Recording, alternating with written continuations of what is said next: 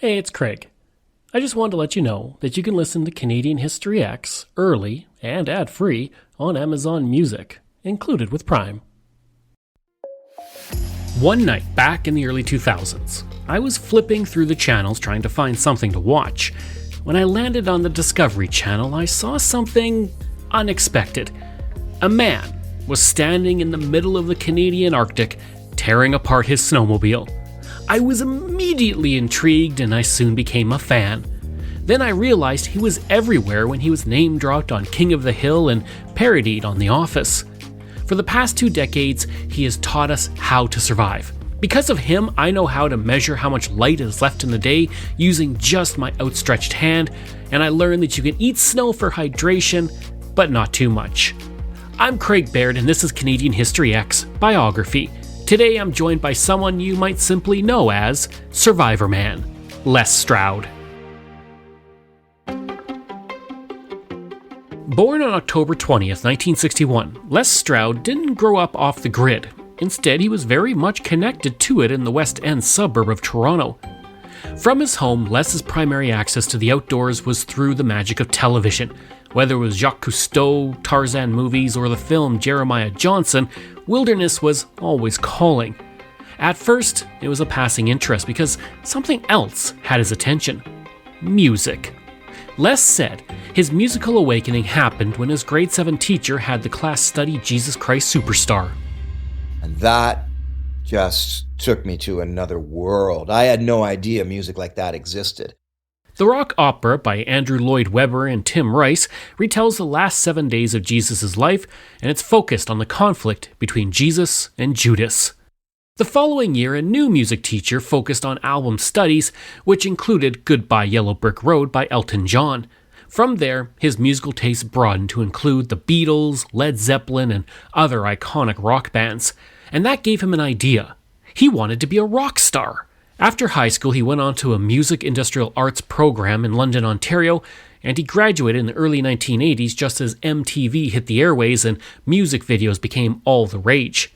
He got a job at Canada's answer to the US video channel, Much Music, and quickly became an associate producer and production manager on videos for artists like Rush and Corey Hart.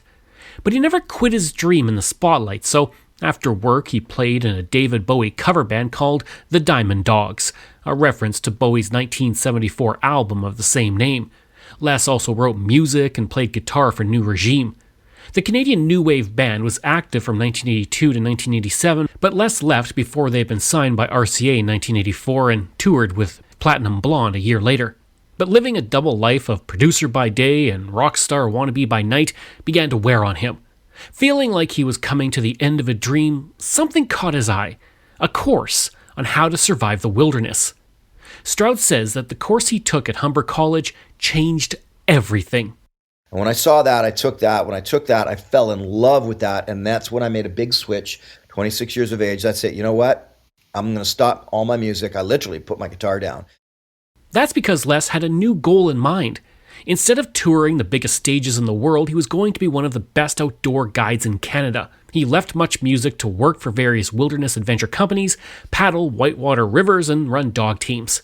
Les says that during this time, he was turning himself from an inspiring rock star into Robert Redford's character in Jeremiah Johnson. At that point, now I want to be Jeremiah Johnson. The miniature full circle within life has come around. It's like, oh yeah, I remember this movie, and I buy the VHS tape of it. And so now I worked damn hard to become Jeremiah Johnson, I gotta say. The 1972 film is partly based off the story of legendary mountain man John Jeremiah Johnson. In the film, Jeremiah abandoned civilization to live in the wilderness where he's mentored by a veteran trapper. There's more to the movie, of course, but no spoilers here, folks. Even if you've never seen the movie, you have absolutely seen the character Robert Redford played. An animated GIF of Jeremiah Johnson nodding as the camera zooms in on him became a widely used internet reaction meme, though most people don't know it's a husky Robert Redford they're using. When he wasn't training outdoors, Les was often in classrooms, watching, in his words, cheesy survival films. Well, me having already been in the world of rock and roll, worked for Much Music, performed on stages, knew about editing and camera work from the television work I did. Having already done all that, I'm looking at this stuff thinking, this is such crap, film work here. But you know what? This could be really, really well done. That planted the seeds of Survivorman in his head. Les believed that for a video to make an impact, the stakes had to be higher. Instead of how-to from the comfort of a classroom or controlled environment, the person on screen needed to be outdoors in need of fire and shelter. That person would need to be in survival mode. Les Stroud knew that he could do a better job. The problem was, he was ahead of his time. Other than shows like Cops and MTV's The Real World, reality television wasn't really a thing in the 1990s. He also needed technology to catch up.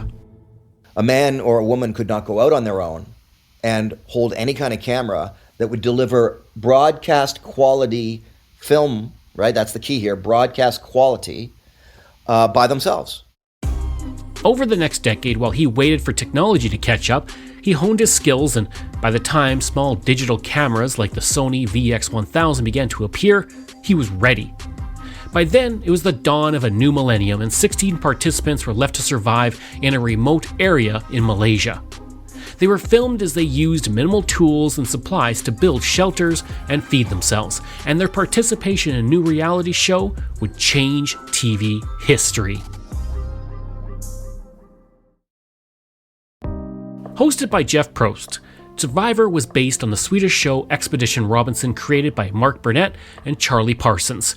The series followed participants from all walks of life that are isolated in a remote location where they must provide food, fire, and shelter for themselves.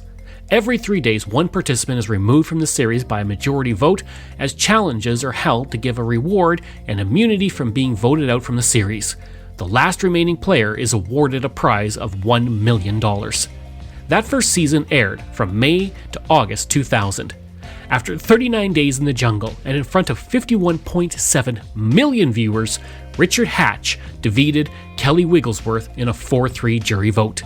The finale had higher ratings than the World Series, NBA Finals, NCAA Men's Basketball Finals, and the Grammy Awards that year.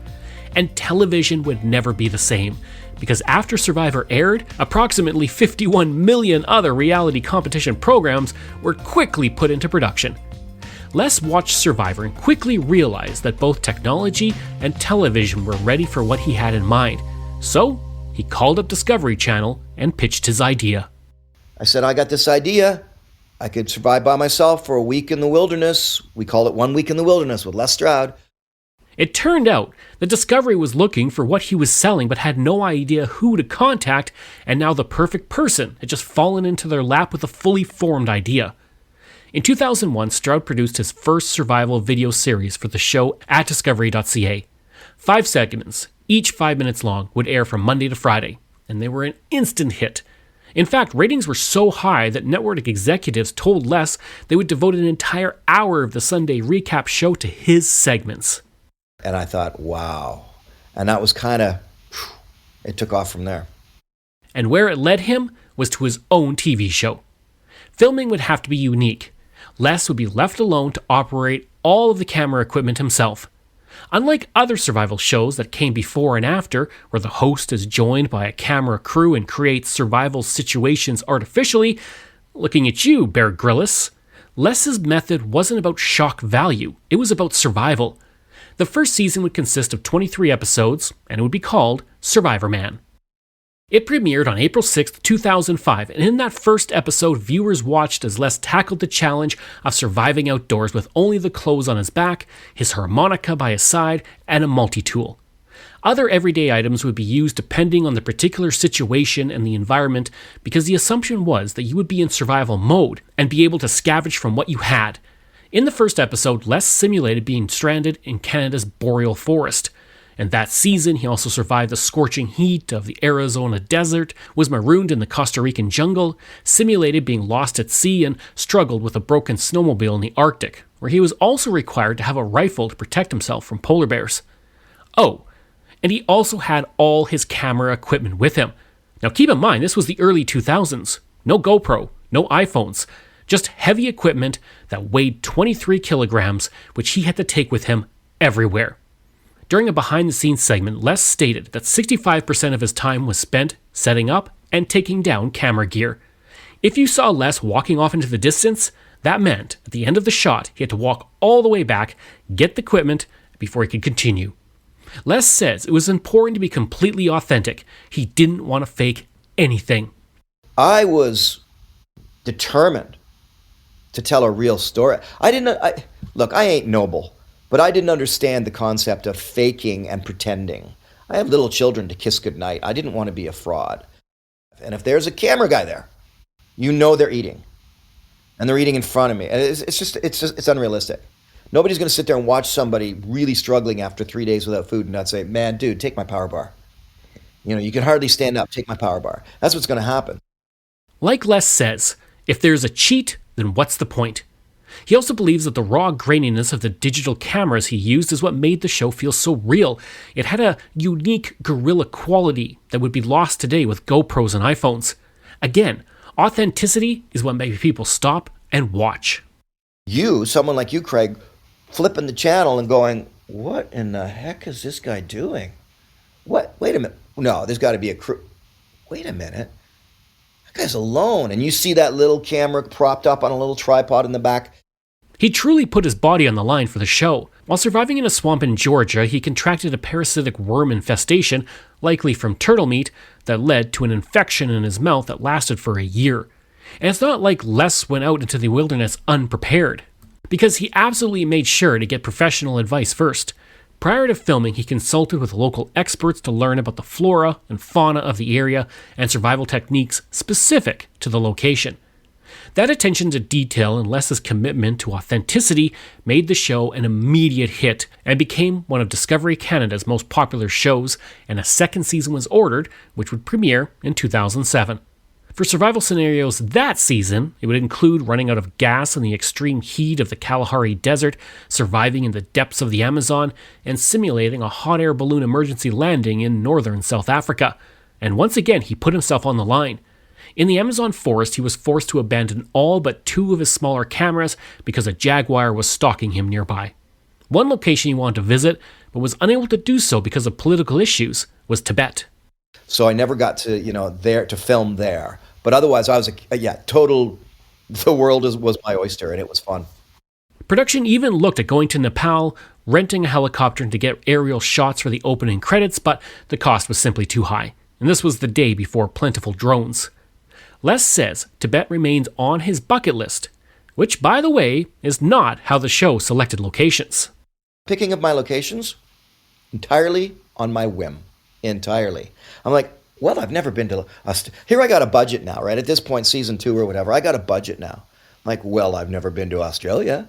I was like, I should go to Fiji. It was just really like, I was a kid in a candy store when it came to where am I going to go and film. Season 2 was a success as well, and for Season 3 he expanded. In the Colorado Rockies, he took 2 horses. Then he simulated being a researcher lost on Baffin Island and then struggled to survive alone in Papua New Guinea. In one episode, he took his friend Bob Wilson to play the role of lost hunters in Northern Ontario. One of the more popular episodes of the season was where Les played a lost and injured backpacker in California's Sierra Nevada mountains. He then challenged local search and rescue teams to find him. Remember that Les didn't have a crew, and he was in fact putting himself in survival situations, which meant filming the series was taking a physical toll on his body.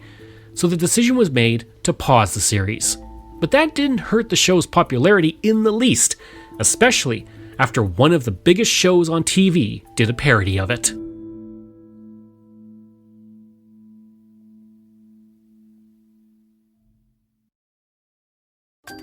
On November 8th, 2007, fans of the US TV show The Office sat down to watch the very popular series.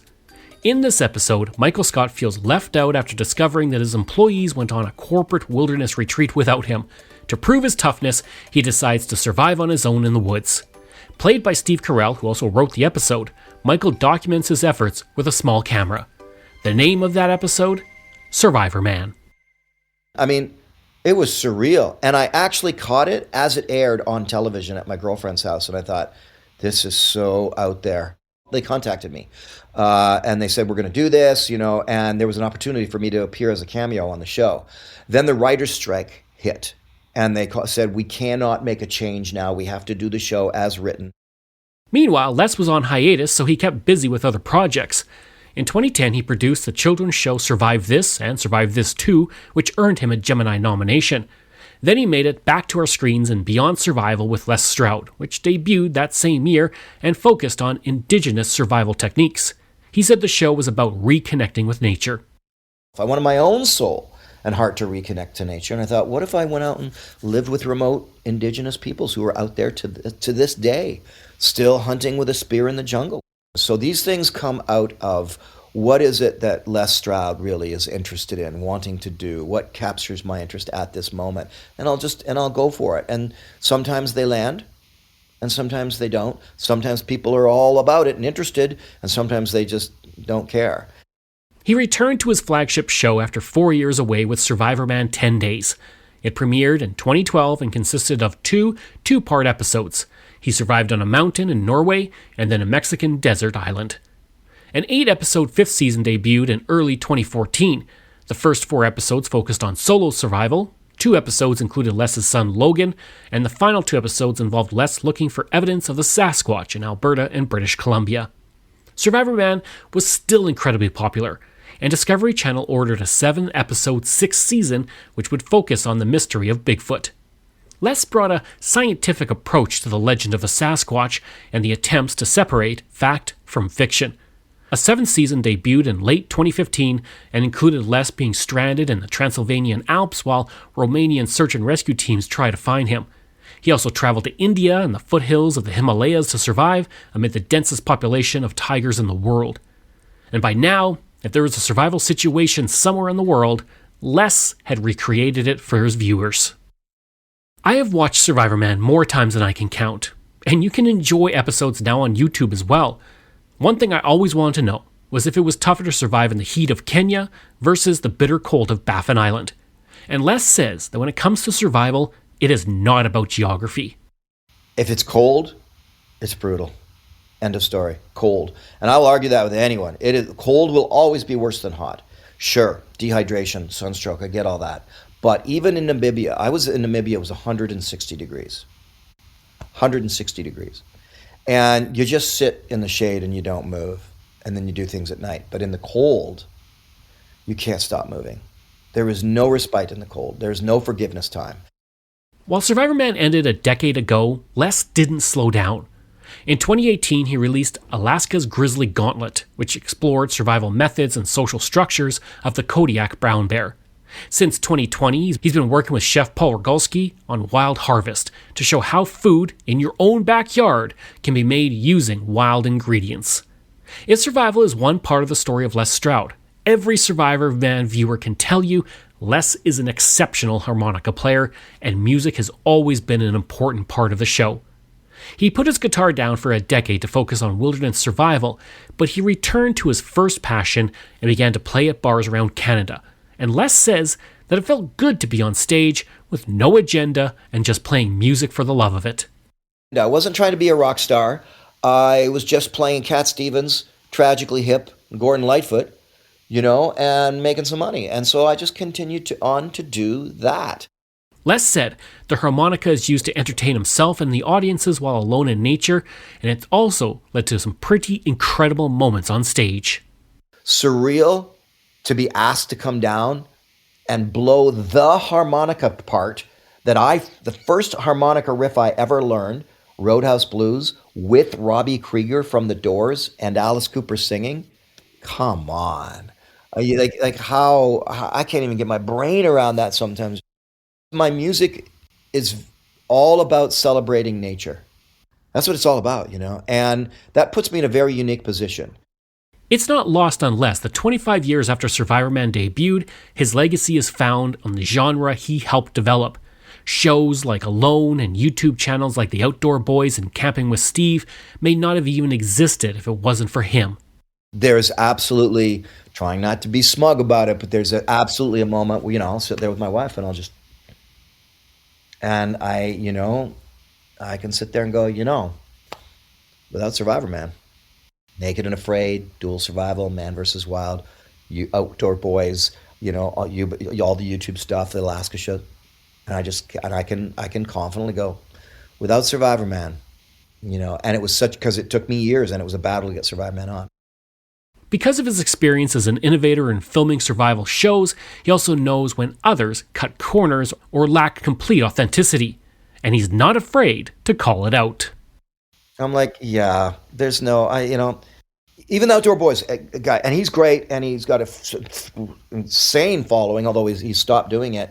But I'm looking, it's like, if I was sitting with him having a beer, I go, dude, you know as well as I do, it didn't take you 3 hours to do that. That's a 3-day build right there.